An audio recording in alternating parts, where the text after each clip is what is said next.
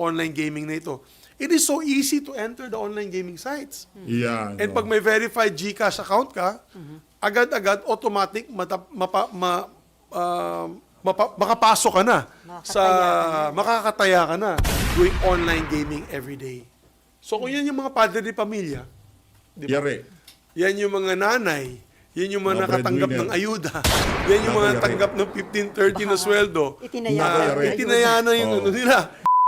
Nako, napakagandang balita ho niyan kung sakaling maisakatuparan yung plano na yan nitong si Senator Mig Zubiri dahil napakarami hong nalululong sa online gambling ngayong mga panahon na to. Sang-ayon ho ba kayo na dapat total ban na yung online gambling na yan? Mantakin nyo mga kababayan, jeepney driver, nag-i-scatter. Taxi driver, nag-i-scatter. Umaasa yung ating mga kababayan doon sa ika nga nila one time, big time. Doon sa peking pag-asa na daladala nitong mga pasugalan na to.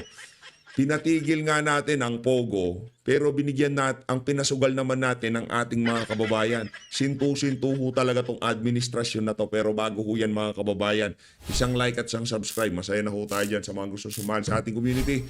Yung join button nandyan lang ho sa baba. At dito rin ho sa video na to, itong si Risa Hontiveros, nanawagan na. Ito uunahin natin, itong panawagan itong si Risa Hontiveros.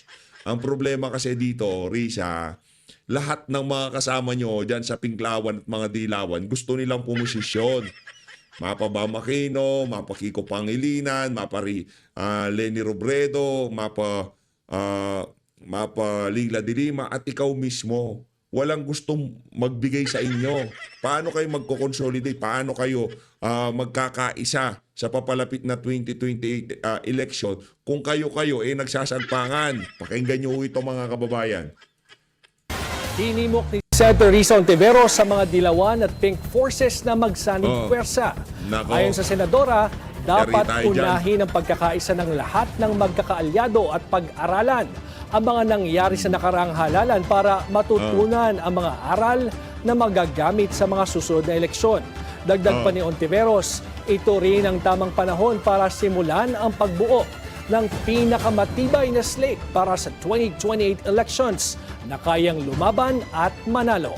Iyon lang ho mga kababayan. Ang tanong, mananalo kaya kayo? Kahit gaano nyo pa ayusin ang slate nyo sa 2028, eto lang sinisigurado ko. Kung ikaw nakalusot ka noong 2022, huli mo na yan.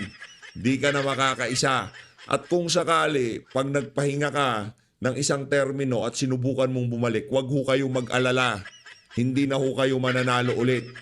Dahil doon sa mga panahon na yon, siguro wala nang ang tawag dito, automated election, hybrid election na. Alam mo Risa, nanalo ka lang naman. Dahil kita naman sa administrasyon na to kamag-anak mo. Kamag-anak mo binigyan ng pwesto ni Marcos Jr. Ika nga, isa ito sa mga Dilawan at Pinklawan na palihim na nakikitulog sa mga kalaban. Yan si Risa Hontiveros, di ba? Sila ho yan eh.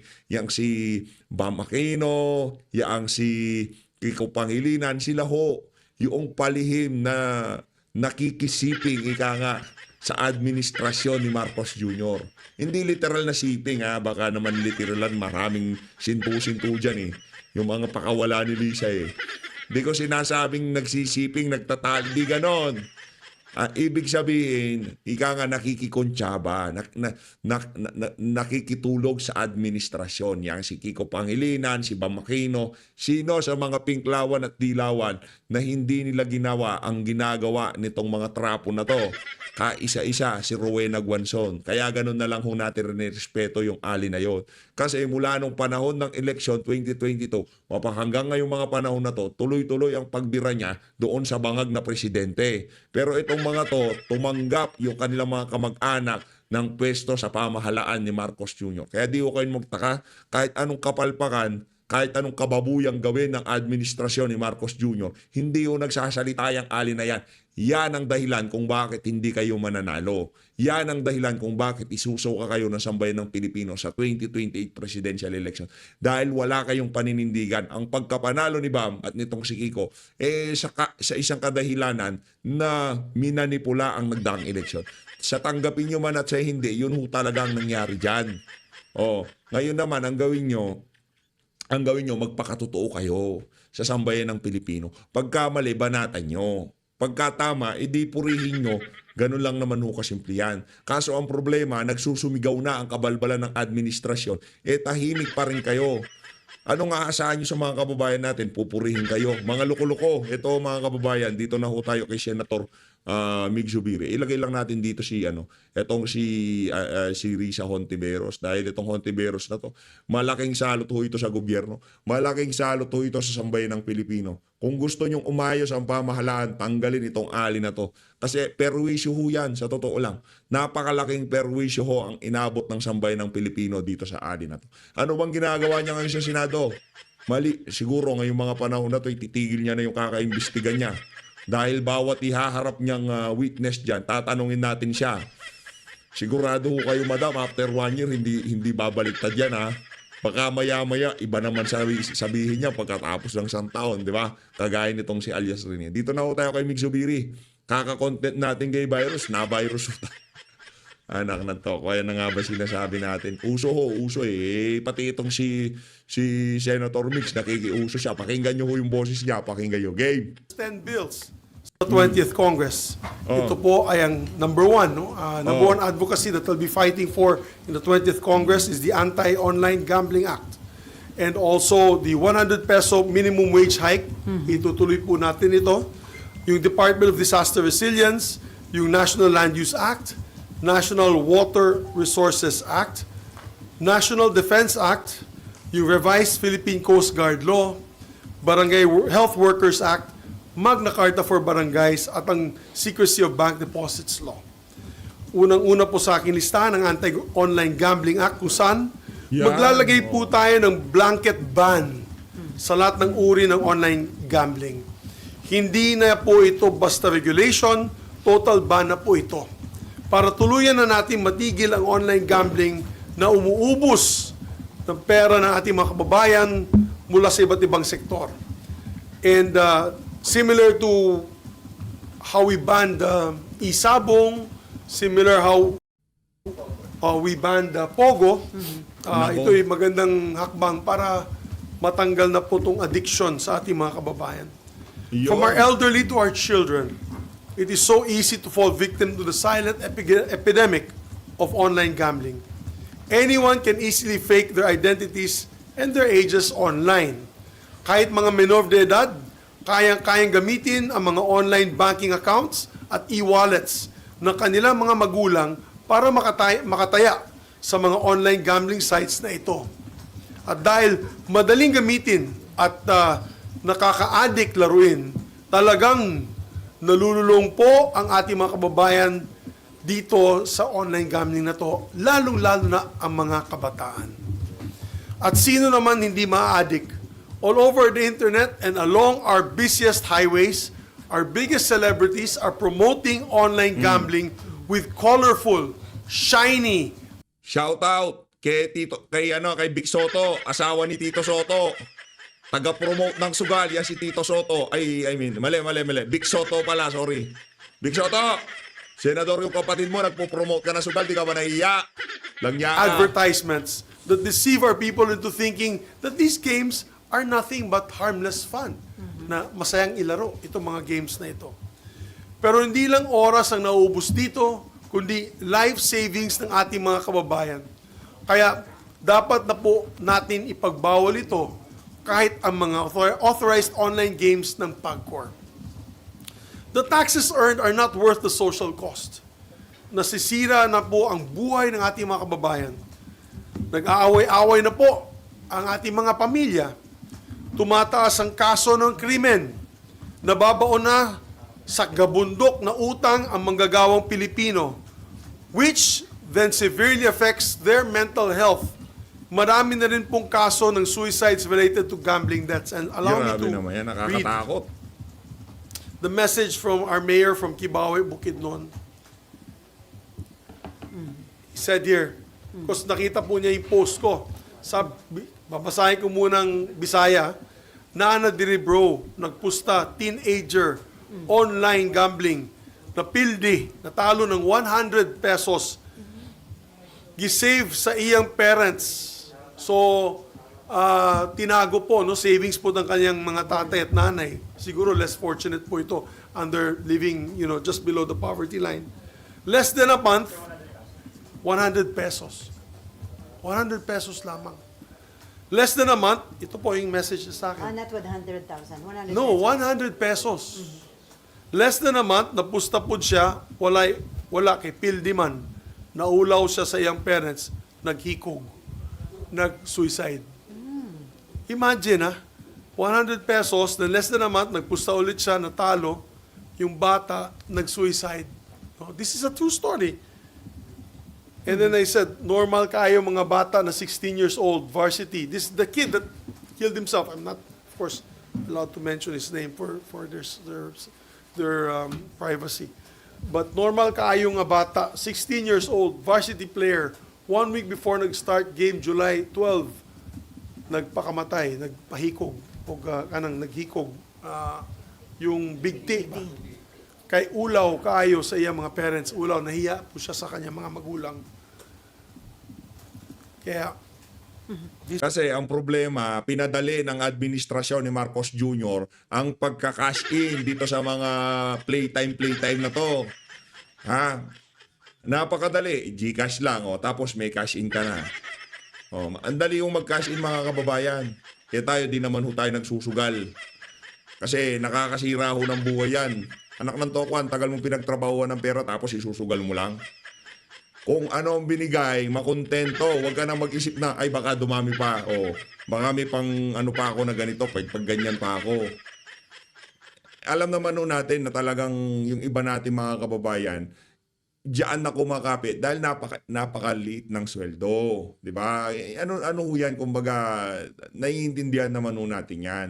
Kaso, ang problema, dahil nga pinadali ng administrasyon na to ang proseso sa pagsusugal, na sila kumbaga ang bilis nilang mainggan yung magsugal kasi nilagay mo lang sa digital ang tawag dito app mo na transfer mo, ang bilis lang. Ang bilis mag-cash in, hindi kagaya nung kailangan mo pang pumunta sa ganito, bumili ng ganyan, tapos ipalit mo sa ganito para ka makapaglaro. Ngayon hindi na konektado sa iyong digital wallet yung digital wallet mo, makakapag-cash in ka ng diretso. Yun ang problema natin dito. 'Di ba? Wala naman tayong problema na merong online gambling na sugal-sugal. Okay lang 'yan. Pero wag naman sana yung tipong parang lang talaga, parang games lang sa apps lang na ida-download mo tapos maglalaro ka na. Ganun kadali. Okay lang, magsugal kayo, walang problema. Pero yung tipong wag nyo namang gawin na ang pamahalaan na to, wag nyo namang gawin na tipong accessible kahit batang maliit makakapagsugal. Ang dali, sobrang dali ho. Hindi pa natin sinubukan. Yung mga social media influencer, nagpo-promote ng sugal. Dapat yan ang abuli ng ng mga otoridad . Di ba? Ang laki ng bayad sa mga yan. Tayo ino-operan dito. 150 to 350,000 mag-promote ng sugal. Pagka umabot ng 200,000, 300,000 views, mas malaki po ang bayad. Meron nga ang email sa atin, 350,000 to 400,000 mag-promote ng sugal. Betting site, betting site. Betting site, sugal pare-pares lang ho yun. Betting app pala, betting app. Alam nyo yung mga betting app na yun, kunyari, maglalaban itong basketball, itong team na ganito, itong team na ganito, o kanino ka pupusta. Ganun ho yun, betting app. Parehas, wala akong kaibahan yun doon sa mga sugal na pinopromote nitong mga influencer na to. Ino-offeran ho tayo ng 350, 250, 150,000. Di ho natin kinukuha dahil sugal nga yan. Anong ginawa ng administrasyon? Pinadali ho niya ang pagsusugal. Tinanggal nila yung online sabong, tinanggal nila ang pogo. Ang ginawa ho na, pinasugal nila ang sambayan ng Pilipino, anak ng toko, asintu-sintu talaga itong these are administrasyon true na to. stories. We're not making this up. So sir, considering na rampant na yung online gaming, hindi na pwedeng i-regulate lang. Talagang total ban ang isusulong niya. Total ban. Ang problema kasi dito sa addiction na ito, apektadong lahat . Alam mo, unlike other addictions, for example, alcoholism, Yung tao lamang pong iinom Maapektuhan. at siya lang ang Malalasing. mapapahamak. Oo. At kung nagkasakit at cirrhosis, siyang namamatay. Siyang Dito mamamatay. sa online Yun. gambling, Buong let's face pamilya it, yan eh. pondo ng pamilyang ginagamit ng mga pumupusta. Correct. Naalala ko po yung post ni Kyle Jennerman, yung si Kulas, Becoming Kulas. Filipino. Nagkita po kami nung isang araw lamang, nag-lunch po kami, at kinikwento nga niya sa akin kung gaano kalungkot siya na nakikita po niya yung jeepney driver habang kumukuha ng bayad ay naglalaro po ng scatter. Itong Grabe. ano ba yun? Yung parang slot machine. At nakikita niya, pindot ng driver, natatalo. Kasi pag nagpipindot ka, hindi ka nanalo, pindot ulit siya at 10 peso increments. So sabi niya sa akin, that whole 30-minute stretch, mga 500 pesos ang natalo ng driver na habang naglalaro nitong scatter na ito. So imagine, 500 pesos you lose that, yan ang income mo sa isang buong araw na pagbiyahe. Ang hindi ko kasi maintindihan ng ating mga kababayan, the mere fact na nagpunta ka sa betting app o application man yan, talo na ho kayo kagad. Kasi yung odds doon, paborable doon sa application na linalaro nyo. Hindi naman ho ginawa yan para kumita kayo. Ginawa ho yan para kunin nila yung pera nyo. Yung odds ho, halimbawa, ganito, pumunta kayo sa casino, automatic talo na kayo sa pagpunta nyo pa lang sa casino. The mere fact na nagpunta kayo doon, yung pagpasok nyo doon sa establishmentong na yon, ang odds diyan paborable sa house. Hindi naman ho sa inyo. Lahat ng laro doon, kahit sabihin nyo pa na ang daming nanalo diyan dahil, hindi ho laging paborable yan. Ginawa yung mga laro na yan na mas mataas ang tsansa na manalo ng nagpapalaro. Mas mababa ang tsansa na manalo ng mga manlalaro. Ganon din ho doon sa mga, kumbaga yung casino dati, kailangan mo pa magpunta, mag-drive ka pa, mag-grab ka pa, magsasakyan ka pa, di ba, para makapunta doon sa mga establishmento na yon. Pero dito ho, hindi mga kababayan, ang ano lang dito, may internet ka, may cellphone ka, o i-download mo na. Ganon ho kadali. At sa casino, merong minimum yan, 'di ba? Yung chips niyan, bibili ka o merong minimum, hindi pwede yung pa 10 piso diyan.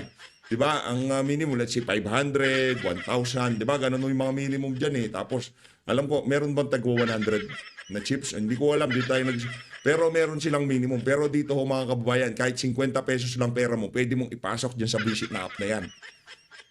Ilang pindot lang 'yan, ubos 'yan sigurado. Kasi hindi naman ginawa yan para manalo kayo. Huwag kayong ginawa yan para kunin nila yung pera nyo. Yung playtime, yung pinopromote nitong si Bossing Vic. Nako, sabihin ko sa inyo, yung odds dyan, favorable doon sa application, doon sa gumawa sa laro. Hindi naman sa mga naglalaro. Huwag mo kayong yung mga pinopromote ng mga influencer na kayo, subot ito, laki nanalo, 300,000, 200,000. Yun yung mga account ng mga naglalaro na yon, binigay ho yun noong mga nagpapapromote sa kanila. Para makita ng mga nanonood sa kanila, ay, ang bilis manalo, ang galing manalo. Pero hindi naman ho totoo yung mga account na hindi totoong pera. Anak ng tokwa, ipopromote ko, babayaran mo ko, let's say 2 million. Ipopromote exclusive, dyan lang ako sa Playtime, hindi ako magpopromote ng ibang betting app o online gambling app, di ba? Exclusive. Tapos tapos yung binigay mong pera sa akin, ipapasok ko doon sa laro. Ano ako, tanga?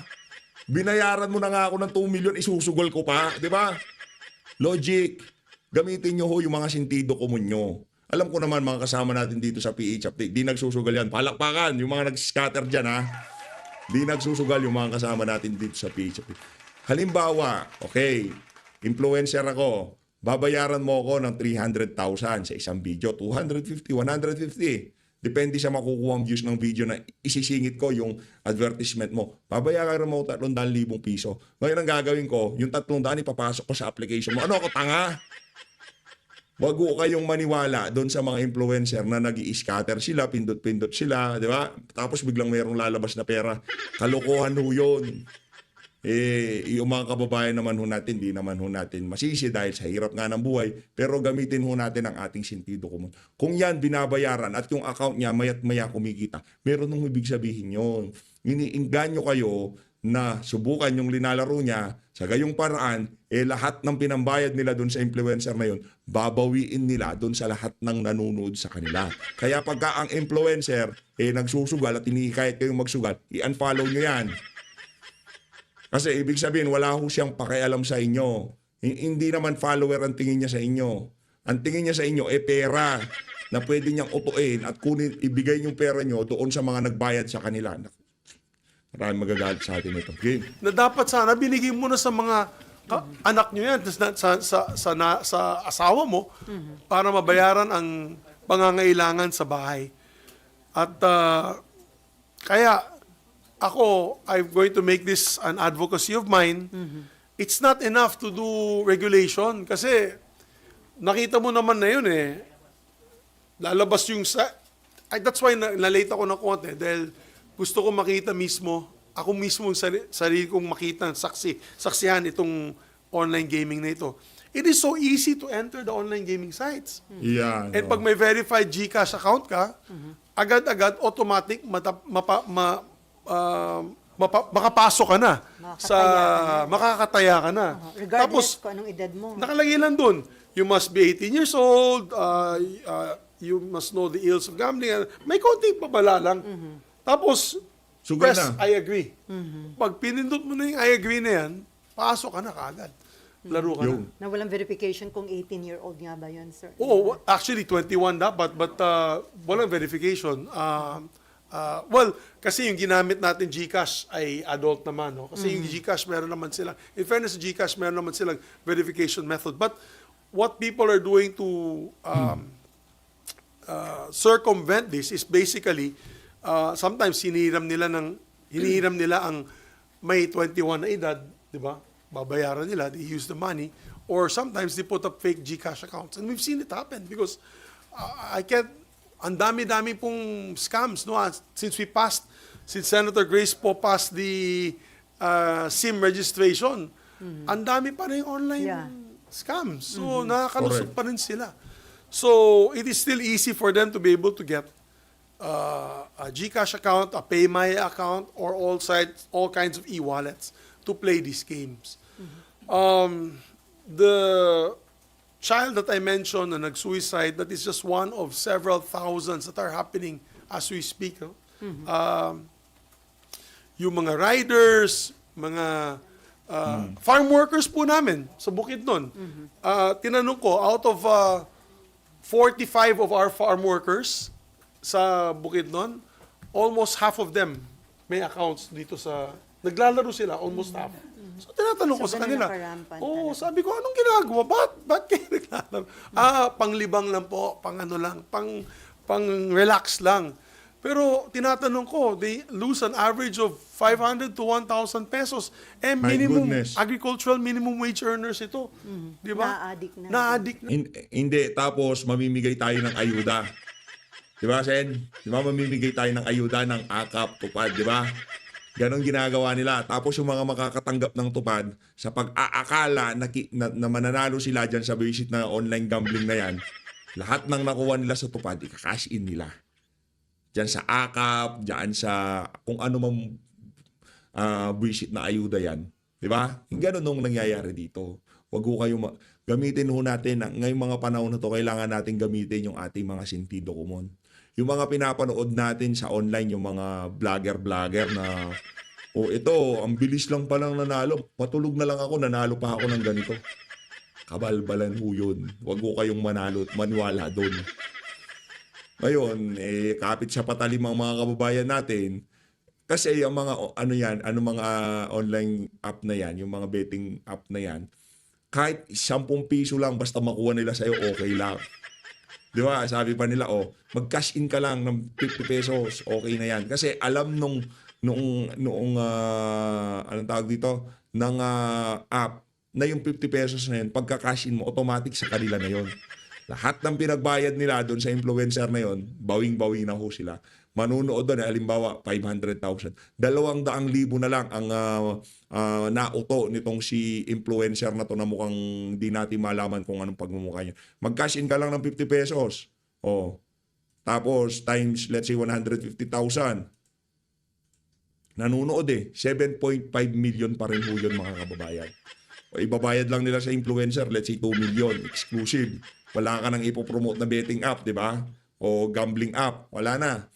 O mag-cash in lang kayo ng 50 pesos tapos screenshot nyo, isend nyo sa akin. O nauto. Doon sa nanood sa kanyang 1 milyon, nauto nasa 150,000 lang halimbawa nag-cash in. Dahil may parapolis tong si Kumag O bibigyan ko kayo ng 1,000 pesos. Isend nyo lang sa akin na nag-cash in kayo ng 50 pesos. Yung betting app magkano nakuha? 7.5 million pesos. Wag gamitin ho natin ang ating mga sentido komon. There's no such thing as easy money. Wala akong ganon. Kailangan paghirapan, pagtrabahuhan. Walang easy money dito sa mundo na to. Kahit nga yung mga kalapating mababang lipad, di ba? Pinaghihirapan ho nila yan. Lahat ho, kailangan paghirapan. Hindi pwedeng kunin ng ganon-ganon na lamang. O ngayon, pagka nangako sa iyo yan, ika nga, too good to be true, ika nga ni Tatay Digong. Mag-isip na ho kayo dyan. Pagka too good to be true yan, run as fast as you can, ika nga. Huwag kang lilingon dahil mayayari ka, ma-i-scam ka ng mga walang yung vlogger na yan. Magkano lang naman yung kanilang disposable income? Kaya, Ito for awareness to ha, wala akong binabanatan dito. Baka sabihin, uy, binabanatan niyo si ganito, binabanatan niyo si ganito.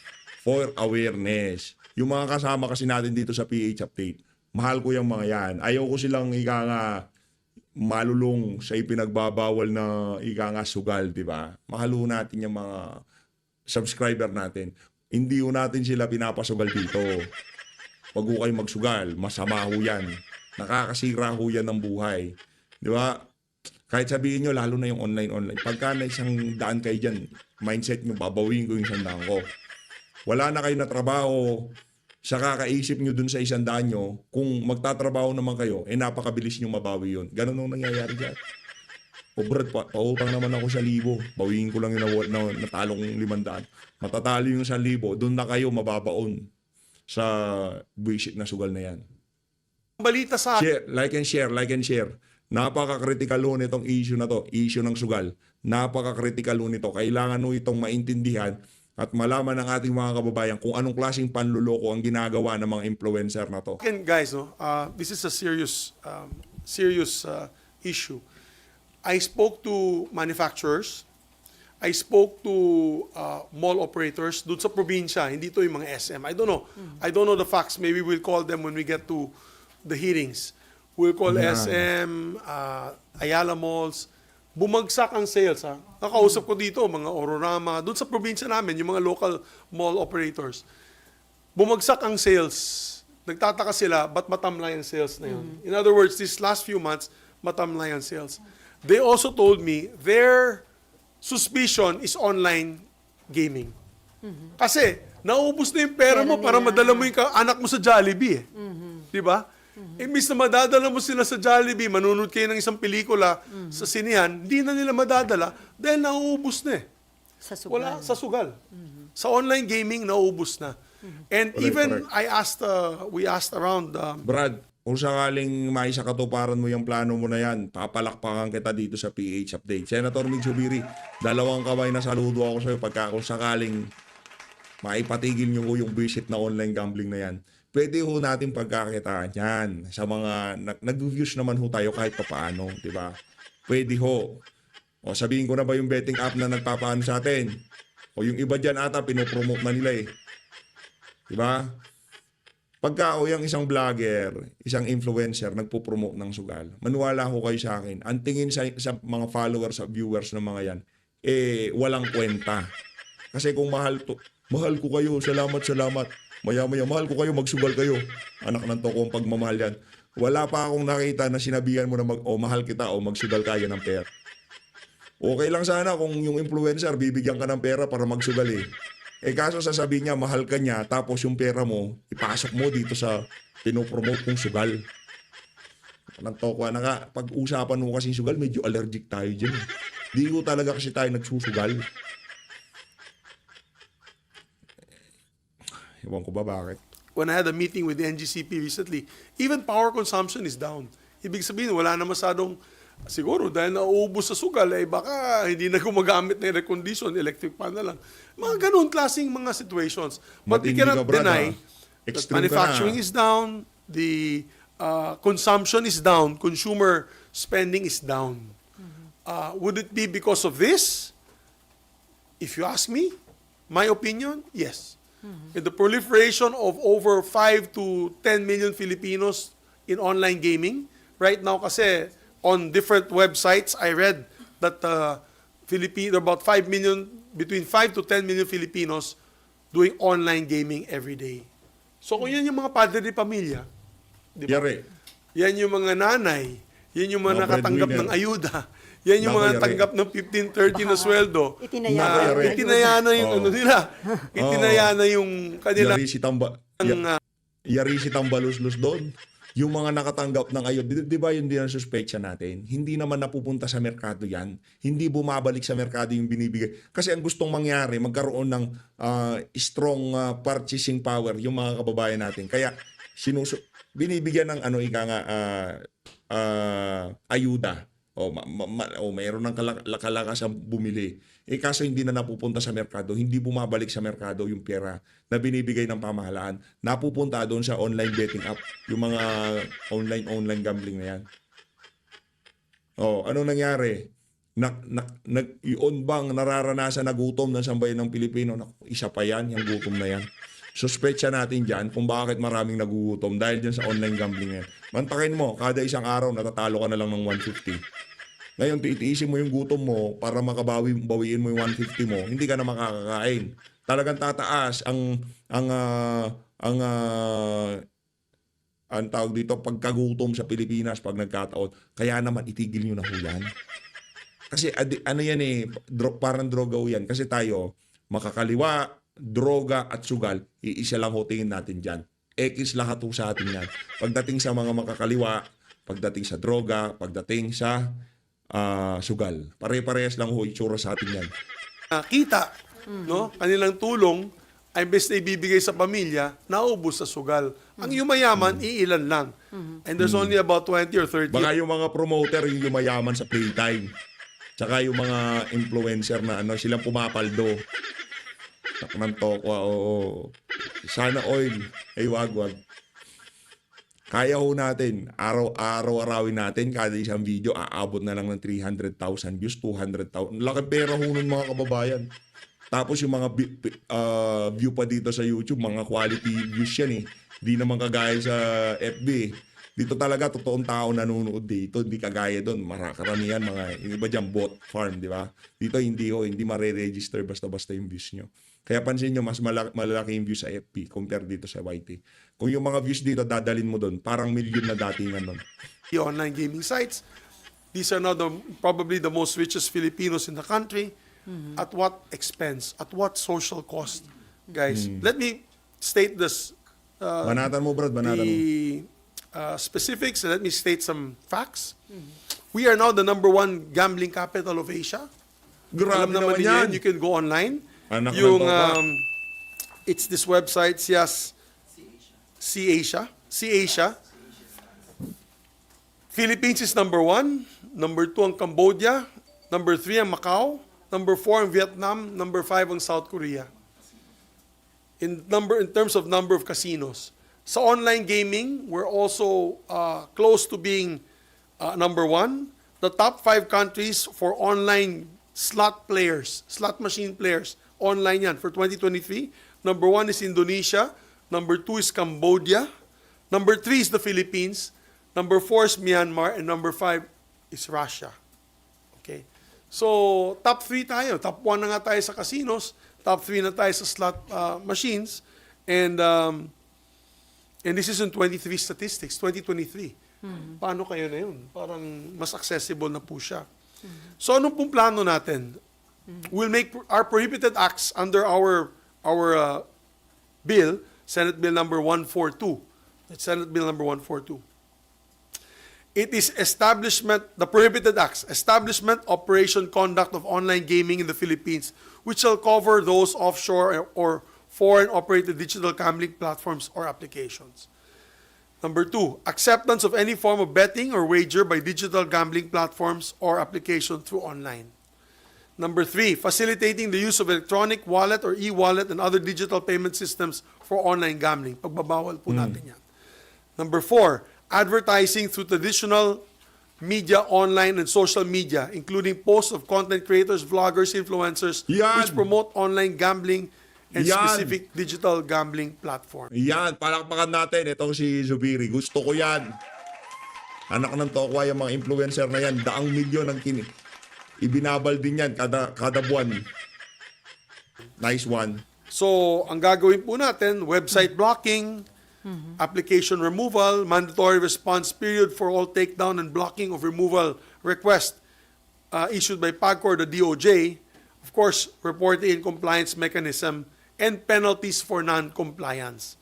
So, yan po ang gagawin natin. There's also a list of penalties. For example, those who violate Section 4 and 5 will be met with the following. First offense, 20 million peso fine and suspension of license of 6 months. Second offense will be a fine not less than 50 million peso. Don't get me wrong, galit tayo sa online gambling. Pero kung hindi ipopromote yan na parang nagbebenta, kakain ka lang ng candy, okay lang yan. Well, magsugal kayo. Pera nyo yan eh. Pero wag naman nung sana, napaka-accessible. Pero kung matototal ban yan, wala rin naman yung tayong problema. Or suspension of 1 year. And the third succeeding offense is the penalty of 100 million pesos and permanent revocation of its license permit operated by PAGCOR that PAGCOR will impose. And there's also the criminal act. The chief operating officer, president of the company shall be penalized with imprisonment of not more than 6 years by the court. So, also that the license and permit to be revoked under this provision for those registered gambling, these are for registered gambling operators with physical operations such as casinos, which are also into online gambling, and digital payment systems like GCash, Yan. Paymaya, Yan. and credit Yan. card companies. Nice one. So, yun lamang po. Of course, I'm willing to answer other questions about my other bills. But ito pang ipaglalaban po natin. I've gotten so much support from different LGUs. Ang dami pong LGUs sumusuporta nito. Ang dami pong Suportado kita dito, Brad. Suportado. 10,000%. Dito sa PH Update, lahat ng galaw mo, talagang ipapakita ho natin yan. Dahil yung sugal na yan, nakakasira ng buhay yan. Yung sinasabi ko sa inyo, huwag niyong paniwalaan yung mga influencer na yan. Ginugood time lang ho kayo ng mga walang yang yan. grupo ang nagpapadala po ng pasalamat sa akin online sa Facebook po. Salamat. And we have all sorts of NGOs that are really pushing for this. Sana wag na natin pag-usapan ng regulation kasi yung regulation nalulusutan eh. So, sir, Nalulusutan. Kaya sana tulong-tulong po tayong pagbawal itong online gaming para sa ating bansa. sir, appeal ba Right. kayo na maging maisama ito sa priority kapag nag-LEDAC meeting? Yes, if I had an opportunity na makausap po ang ating Pangulo o ang mga leaders natin, Paano ba yan? Administrasyon niya nagpasugal sa sambayan ng Pilipino eh. Nako, yari tayo dyan. Yari. sana po may sama nila ito, pag-usapan nila ito sa LEDAC. Paano sila kukubra sa PAGCOR? Silang nagre-regulate yan, di ba, PAGCOR? Paano sila kukubra sa PAGCOR? Kaya nga linagay nila yung mga bata nila dyan eh. PCSO, PAGCOR, di ba? Because the social cost is not worth it. It's not worth it. Correct. I believe. Nakita naman po natin nangyari sa Isabong. Yung mga naglaro po ng Isabong, biglang nabigyan ng napakalaking kapangyarihan that they already decided to take lives even into their own hands. So we want to remove this type of sickness in our society. And as I mentioned earlier, domino effect na ito. Siyempre, pag medyo ubus ka sa utang, na-addict ka sa utang, at nasa gambling, at nagkaroon ka ng napakalaking utang, ay domino effect na yan. May narinig po ako na may isang lalaki, ninakaw nila yung tip box ng restaurant last week. I read it on a news item. Dahil daw, babayaran daw niya, gagamitin daw niya sa online gaming at babayaran daw niya yung mga kautang niya dito. So, before you know it, Adik na talaga. we'll be a nation of gamblers and we'll be a nation sinking, no, into this gambling addiction.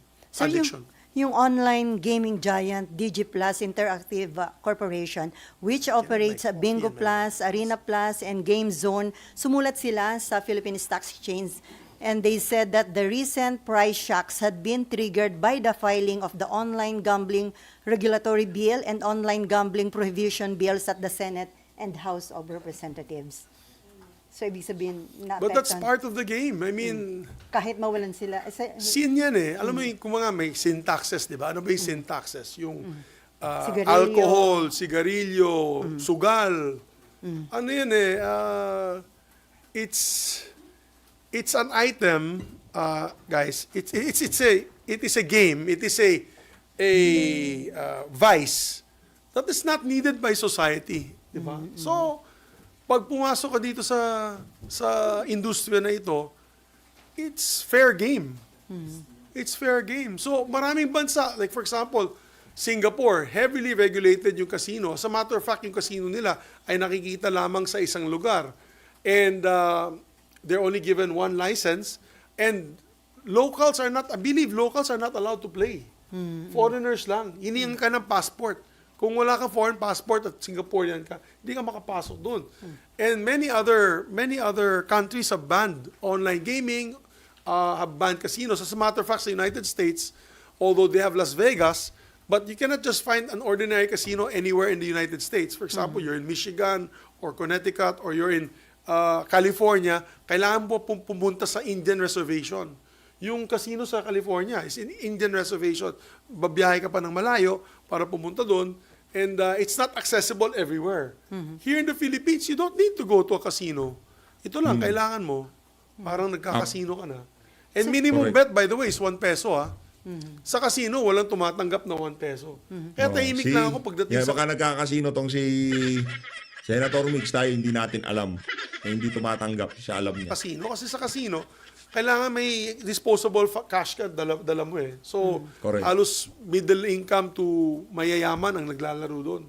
Di ba? Sir, kapag nag-implement ng total ban sa online gaming, sa pag-aaral nyo, magkano magiging foregone revenue? Yan ang hindi ko pa alam. We'll find out. Do you have the list? Forget, anong foregone revenue. At kung meron man, hindi yun enough? Ma'am Shelly Bueno, ang mga bata ho nagsusugal dito. Ma'am Cecil Bueno, ang problema ho dito yung susunod na henerasyon nalululong sa susugal. Wala akong katumbas na halaga yung ating mga kabataan na nalululong sa sugal. Na nga mga kababayan, pagka ito talagang alin na to dumali, hindi natin malaman kung saan nanggagaling yung mga birada niya, no? Ika nga yung, ewan ko ba dito? Buti pa yung mga manonood natin dito sa PH Update, matatalino itong mga mantok. So Luis, maraming salamat po sa pag-support sa PH Update. At tandaan mo, Risa Hontiveros, di ka magiging presidente o di naman ko kaya vice-presidente ng Pilipinas. Maraming salamat po. Mahalin natin ng Pilipinas. Huwag magsugal.